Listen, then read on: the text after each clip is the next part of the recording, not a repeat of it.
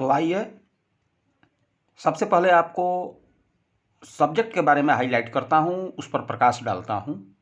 Subject जरूर जानें। Grammar पढ़ने हम चलते हैं। अचानक सब्जेक्ट पर प्रहार करने से पहले इन सारी चीज़ों को हम जान लेते हैं भली भांति। तो ये सबसे पहले है सब्जेक्ट। सब्जेक्ट हिंदी में इसको कर्ता बोलते हैं। और जैसा कि आप बचपन से ही सुनते आ रहे हैं, कर्ता वह शब्द है जिससे किसी काम का होना समझा जाता है। कर्ता वह है, चाहे वो वस्तु हो या व्यक्ति हो, कार्य वही करता है वाक्य में। जैसे राम इज गोइंग, यह जाना काम है, वर्क है, लेकिन जाने का काम जो करता है वह राम है, इसलिए राम सब्जेक्ट हुआ। किसी भी सेंटेंस में आप देख सकते हैं। ये तो असर्टिव सेंटेंस की बात रही। इंट्रोगेटिव में जाइए। एम आई गोइंग, मान लीजिए एक सेंटेंस है, एम आई गोइंग, ये इंट्रोगेटिव सेंटेंस है, प्रश्नवाचक है। क्या मैं जा रहा हूं? इसमें सब्जेक्ट पहचानना है। सबसे पहले आइडेंटिफिकेशन की बात है कि how can you recognise the subject in a sentence. वाक्य में सब्जेक्ट को कैसे आप पहचान सकते हैं, ये सबसे वाइटल मैटर है। सबसे पहली बात तो सब्जेक्ट पहचानने का आसान तरीका है कि सेंटेंस लिख के या बोल के आप हु या व्हाट क्वेश्चन को लगाएंगे उसमें। हु या व्हाट, कौन या क्या। तो राम जा रहा है, राम इज गोइंग। कौन? राम, इसलिए राम सब्जेक्ट हुआ। इंट्रोगेटिव में देखें, एम आई गोइंग, क्या मैं जा रहा हूं। कौन? क्या मैं जा रहा हूं, प्रश्न लगाएंगे कौन? ये मैं, इसलिए मैं सब्जेक्ट हो गया। अब ये देखिए इंपेरेटिव सेंटेंस में, इंपेरेटिव सेंटेंस है गो देयर, गो देयर, वहां जाओ। इंपेरेटिव सेंटेंस वह है जिसमें आदेश दिया जाता है, रिक्वेस्ट किया जाता है, मना किया जाता है, वह इंपेरेटिव है। इसको कमांड भी बोलते हैं। इसका सब्जेक्ट पहचानना है, गो देयर। इसमें कौन लगाइए, कौन, कौन वहां जाए, गो देयर, कौन जाए। इसमें छुपा हुआ है। इंपेरेटिव सेंटेंस की विशेषता होती है इसका सब्जेक्ट हिडन होता है, यू। आप ऑर्डर जब भी देंगे, वहां जाओ ये ऑर्डर है, तो ऑर्डर जब भी देंगे तो अपने सामने वाले से देंगे, और सामने वाले को तुम कहा जाता है। सामने वाले को वह नहीं कहा जा सकता, सामने वाले को मैं नहीं कहा जा सकता। तुम या तुम लोग कहा जा सकता है, आप या आप लोग कहा जा सकता है। इसलिए इंपेरेटिव सेंटेंस की जब भी सब्जेक्ट होगी तो यू ही हो सकता है, दूसरा कुछ नहीं। यह बात रही इंपेरेटिव का। अब आप ऑप्टेटिव ले लें। ऑप्टेटिव सेंटेंस इच्छावाचक, मे यू लिव लॉन्ग, आप दीर्घायु हो, आप अधिक दिन जिए। इसमें सब्जेक्ट कौन है? मे है कि यू है कि लिव है कि लॉन्ग है, कैसे जानेंगे? कुछ लोग तो इस भ्रांति में रहते हैं कि सब्जेक्ट शुरू में ही होता है। तो शुरू में होता है सब्जेक्ट केवल असर्टिव सेंटेंस में। राम इज गोइंग, इसमें है सब्जेक्ट शुरू में, लेकिन देखिए इंट्रोगेटिव में तो बीच में है, हैं? इसमें भी है इंपेरेटिव में, यहां यू छिपा हुआ है तो करीब करीब ये भी बीच में आ गया। ये ऑप्टेटिव सेंटेंस है, मे यू लिव लॉन्ग। अब इसमें कौन सा सब्जेक्ट है? तो हु लगाएंगे। आप अधिक दिन जिए, कौन? आप, हु लगाइए, यू, यू सब्जेक्ट है इसका। तो इस तरह से अब एक्सक्लेमेटरी सेंटेंस, 5 सेंटेंस होते हैं, ये लास्ट सेंटेंस है एक्सक्लेमेटरी, विस्मय आदि बोधक। अब इसका भी देख लिए। How beautiful the rain is, कितनी सुंदर बरसात है। How beautiful the rain is, कितनी सुंदर बरसात है। अब इसमें आपको सब्जेक्ट पहचानना है, सब्जेक्ट कौन है। तो कितनी सुंदर बरसात है, कौन, इसके बारे में बात हो रही है। कौन, कौन सुंदर है भाई? तो ये बरसात, ये द रेन इसका सब्जेक्ट है। तो इस प्रकार से ये सेंटेंस 5 होते हैं और 5 सेंटेंस में अगर आपको सब्जेक्ट पहचानना है, मतलब ये नहीं है कि सब्जेक्ट कहाँ शुरू में है कि बीच में है, कहाँ है। सब्जेक्ट पहचानना है तो उसका अर्थ लगा करके और आप कौन या क्या क्वेश्चन लगाइए और सब्जेक्ट बाहर आपका निकल कर क्लियर हो जाएगा। लेकिन कुछ लोग सब्जेक्ट ऐसे पहचानते हैं, मैं एक बात बताता हूँ उलझने वाली बात।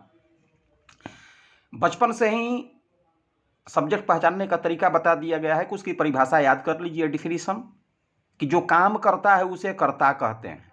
क्या? जो काम करता है उसे कर्ता कहते हैं। लेकिन इस डिफिनीशन से हर जगह आप सब्जेक्ट को पहचानना चाहेंगे तो फंस सकते हैं। देखिए, काम नहीं करने वाला मैं आपके पास सेंटेंस देता हूं। द शर्ट इज रेड, कुर्ता लाल है, कुर्ता लाल है। द शर्ट इज रेड, कुर्ता लाल है। अब इसमें अगर काम से पहचानेंगे, राम इज गोइंग, ये तो ठीक है, चलिए काम से पहचान गए, जाने का काम राम कर रहा है, सही है। लेकिन कुर्ता लाल है, इसमें काम कहाँ है? काम ही नहीं दिख रहा है।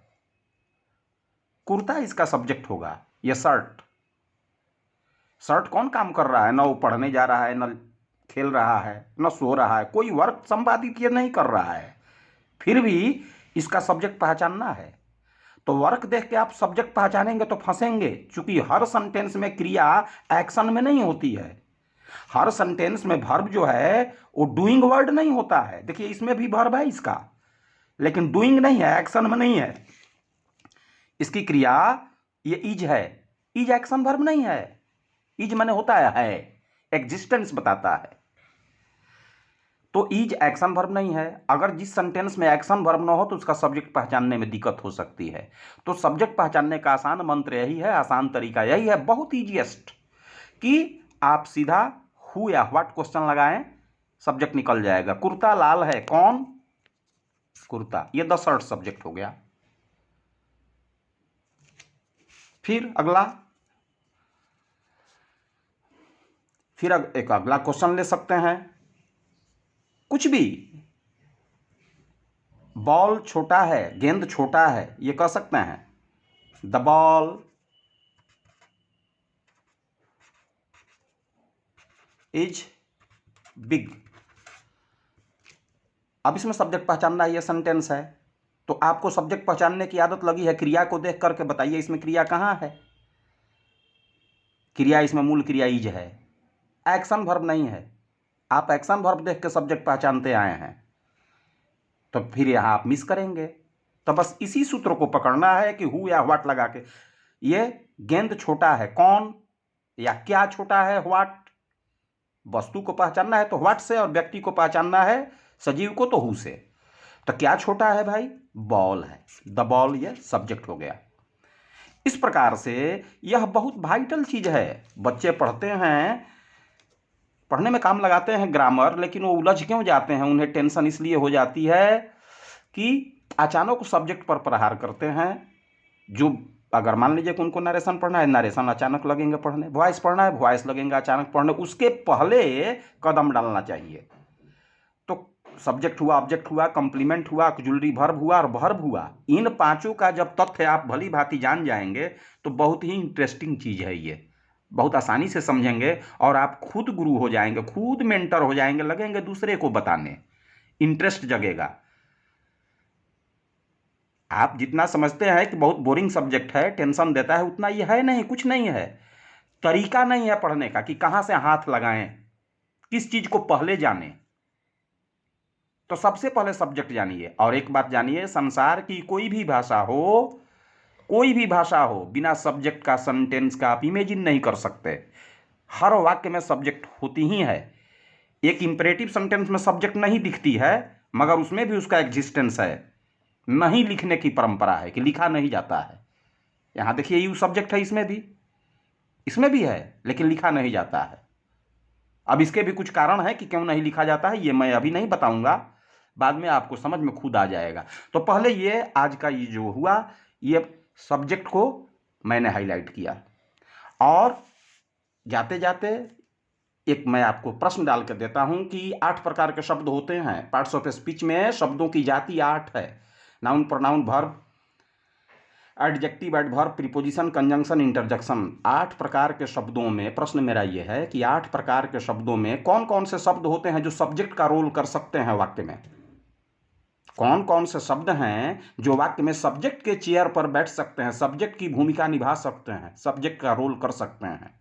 क्या नाउन कर सकता है सब्जेक्ट का रोल? प्रोनाउन कर सकता है? वर्ब कर सकता है? एडवर्ब कर सकता है?